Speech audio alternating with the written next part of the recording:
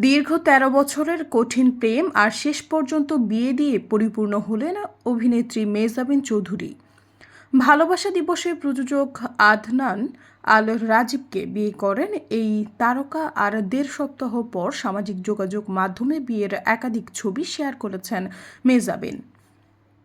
২৪ ফেব্রুয়ারি দুপুরে নিজের ফেসবুক পেজে ৫টি ছবি প্রকাশ করেছেন অভিনেত্রী মেহজাবিন চৌধুরী। ছবি শেয়ার করে ক্যাপশনে লিখেছেন, ১৩ বছর পর এখানে আমরা একসঙ্গে বেড়ে উঠেছি, প্রতিটি চড়াই উতরাই অতিক্রম করেছি।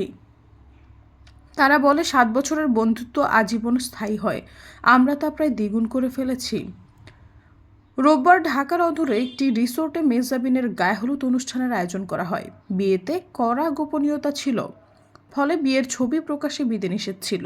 বিয়ে নিয়ে আলোচনার মধ্যে নিজেই ছবি প্রকাশ করলেন মেহজাবিন। কনের সাজে মোহনীয় মেহজাবিনকে ক্যামেরার সামনে দেখা গেছে। সৈয়দা ফারিয়া, সমযোগ।